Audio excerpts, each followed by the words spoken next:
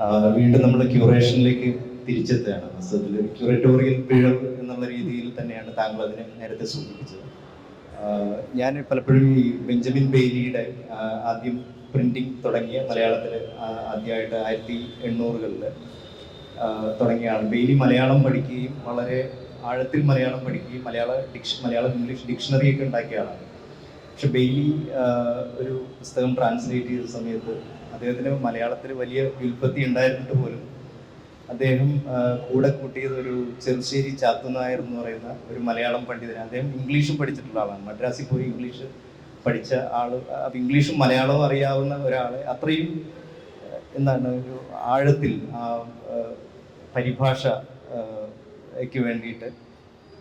അപ്പോൾ അത്തരം ശ്രദ്ധ, ആഴത്തിലുള്ളൊരു ശ്രദ്ധ പലപ്പോഴും ഈ ക്യൂറേഷൻ്റെ കാര്യത്തിൽ ബെയ്ലിക്ക് ഉണ്ടായിരുന്ന ആ തരത്തിലുള്ള ബെയ്ലി ഒരു വിദേശിയാണ് വാസ്തവത്തിൽ. അത് വളരെ വിചിത്രമായിട്ട് തോന്നുന്നു പലപ്പോഴും.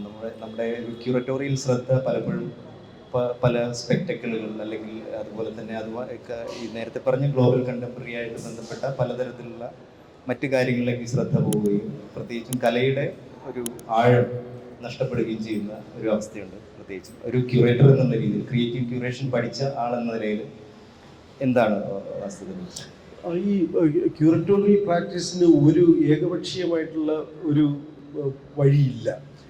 അതിന് വ്യത്യസ്തമായ മുഖങ്ങളുണ്ട്. പല തരത്തിൽ പല ഡിസിപ്ലിനിലൂടെ വന്ന് അല്ലെങ്കിൽ പല ജ്ഞാനവ്യവസ്ഥകളിലൂടെ ഒരു കലയെ സമീപിക്കാനുള്ള ഒരു സംഗതിയുണ്ട്. ഇപ്പോൾ ഒരു സാമുദ്രിക ശാസ്ത്രജ്ഞൻ, സമുദ്രത്തെക്കുറിച്ച് മറൈൻ ബയോളജിസ്റ്റ് അല്ലെങ്കിൽ മറൈൻ ടെക്നോളജീസ് പഠിക്കുന്ന ഒരാൾ സമുദ്രവുമായി ബന്ധപ്പെട്ട പെയിന്റിങ്ങുകളെ ക്യൂറേറ്റ് ചെയ്യുന്നത് പോലെ ആയിരിക്കില്ല ഒരുപക്ഷെ ഞാൻ ക്യൂറേറ്റ് ചെയ്താലിരിക്കുന്നത്. അദ്ദേഹത്തിന്റെ ശാസ്ത്രീയമായ അറിവുകൾ കൊണ്ടുവരും. ഇപ്പോൾ പ്രശസ്തനായ വന ഗവേഷകനായ ഡോക്ടർ ശ്രീ ടി വി സജീവിനെ നമ്മളൊരു എക്സിബിഷൻ ക്യൂറേറ്റ് ചെയ്യാൻ ഏൽപ്പിച്ചു കഴിഞ്ഞാൽ അദ്ദേഹം ഈ കാണുന്ന പാരിസ്ഥിതികമായിട്ടുള്ള ലാൻഡ്സ്കേപ്പ് കലയെ അദ്ദേഹം ബന്ധപ്പെടുത്തുന്നത് അദ്ദേഹത്തിന്റെ പാരിസ്ഥിതിക പഠനങ്ങളുമായിട്ട് ചേർത്ത് വെച്ചിട്ടായിരിക്കും. അപ്പോൾ അതുകൊണ്ട് ഇപ്പൊ എന്നെ പോലെ എസ്തെറ്റിക് അല്ലെങ്കിൽ കൾച്ചറൽ ഫീൽഡിൽ നിൽക്കുന്ന ഒരു ക്യൂറേറ്ററുടെ സമീപനം ആയിരിക്കണമെന്നില്ല മറ്റ് ഡിസിപ്ലിനിൽ നിന്ന് വരുന്നത്. അതുകൊണ്ട് ഏതെങ്കിലും വിഷയത്തിന് സ്പെഷ്യലൈസ് ചെയ്യുന്നുണ്ടെങ്കിൽ നമ്മൾ എപ്പോഴും അങ്ങനെ ഒരു ക്യൂററ്റോറിയൽ കൺസൾട്ടേഷൻ അവിടെ എടുക്കുന്നത് നന്നായിരിക്കും. ഒരു ക്യൂറേറ്റർ ഉണ്ടെങ്കിൽ അതിന്റെ ടെക്നിക്കൽ സൈഡ് കൺസൾട്ട് ചെയ്യാൻ മറ്റൊരാൾ ഉണ്ടാവുന്നത് തീർച്ചയായും നന്നായിരിക്കും. ക്യൂറേറ്ററുടെ സൂക്ഷ്മത എന്ന് പറയുന്നത് ഒരു എഡിറ്ററുടെ സൂക്ഷ്മത തന്നെയാണ്. നമ്മുടെ പല മാഗസിനുകളിലും, പ്രത്യേകിച്ച് ഓൺലൈൻ മാഗസിനുകളിലെ ലേഖനങ്ങൾ നിങ്ങൾ വായിച്ചു കഴിഞ്ഞാൽ അവസാനം അതിനകത്ത് എഴുതിയിരിക്കുന്നുണ്ടായിരിക്കും ഇത് ഈ ലേഖനത്തിൽ പറയുന്ന ആശയങ്ങൾ എഴുത്തുകാരൻ്റേത് മാത്രമാണ്, നമ്മുടേതല്ല. പത്രാധിപർ അതിന് ഉത്തരവാദിയല്ല. പത്രാധിപർ ഉത്തരവാദി അല്ലാന്നുണ്ടെങ്കിൽ പിന്നെ എന്തിനാണ് അതിൽ അച്ചടിക്കുന്നത്? ബ്ലോഗ് എഴുതിയാൽ പോരെ, അല്ലെന്നുണ്ടെങ്കിൽ ഫേസ്ബുക്കിൽ പോസ്റ്റ് ചെയ്താൽ പോരെ. അപ്പൊ ഈ ഡിസ്ക്ലൈമർ എന്ന് പറയുന്നത് ഉത്തരവാദിത്വം ഇല്ലായ്മ കാണിക്കുന്ന ഒരു സ്വഭാവം മാത്രമാണ്. ഒരുപക്ഷെ ഗവൺമെന്റിന്റെ ഡ്രാക്കോണിയൻ ലാസിൽ നിന്ന് രക്ഷപ്പെടാൻ വേണ്ടിയുള്ള ഒരു പ്രവർത്തനമായിരിക്കും. പക്ഷെ ക്യൂറേറ്റർക്ക് അങ്ങനെ ഒരു രക്ഷപ്പെടാൻ പറ്റില്ല.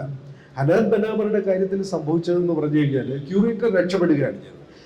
ക്യൂറേറ്ററെ വളരെ വിദഗ്ധമായിട്ട് ലളിതകല അക്കാദമി അദൃശ്യതയിലേക്ക് മാറ്റുകയും ആ വ്യക്തികൾ ആരാണെന്ന് പോലും തിരിച്ചറിയാൻ കഴിയാതെ ഈ പറയുന്ന ഞാൻ അടിയൻ ലക്ഷിപ്പോവും എന്ന് പറയുന്ന സി വി രാമപിള്ളയുടെ ആ ഒരു പ്രയോഗം പോലെ ചെയർപേഴ്സൺ വന്നു നിന്ന് എല്ലാത്തിനെയും രക്ഷിച്ചെടുക്കാൻ ശ്രമിക്കുമ്പോൾ അവിടേക്കാണ് എന്താണ് something is rotten in Denmark എന്ന് നമ്മൾ പറയുന്ന ഷേക്സ്പീരിയൻ രീതിയിൽ എന്തോ ലളിതകലാ അക്കാദമിയിൽ പ്രശ്നങ്ങളുണ്ട് എന്ന് നമുക്ക് പറയാം, അല്ലെങ്കിൽ ആ ഒരു പ്രോജക്റ്റിൽ പ്രശ്നങ്ങളുണ്ട് എന്ന് പറയേണ്ടി വരുന്നത്. ക്യൂററ്റോറിയൽ സൂക്ഷ്മത തീർച്ചയായിട്ടും ആര് ചെയ്തിരുന്നാലും, അത് ഉദയനാകട്ടെ ഈ മൺസൂൺ ഫെസ്റ്റിന്റെ കോൺടെക്സ്റ്റിൽ, പിന്നെ വേറെ പലരും ചെയ്തിട്ടുണ്ടല്ലോ, അവർക്ക് എല്ലാവർക്കും അതിൻ്റെതായ ഒരു ഇപ്പോൾ ഈ വരുന്ന ബിനാലെ പെർഫോമൻസ് ആർട്ടിന് പ്രാധാന്യം അല്ലെങ്കിൽ പ്രോസസ് ആർട്ടിന് പ്രാധാന്യം ഉള്ളതായിരിക്കും. കാരണം നിഖിൽ ചോപ്ര എന്ന് പറയുന്നത് കാലങ്ങളായിട്ട് ആ ഒരു ഫീൽഡിൽ വർക്ക് ചെയ്യുന്നുള്ള ആളാണ്. അപ്പോൾ അങ്ങനെ ആയിരിക്കും അത് ആ സൂക്ഷ്മത നിലനിർത്തേണ്ടത്.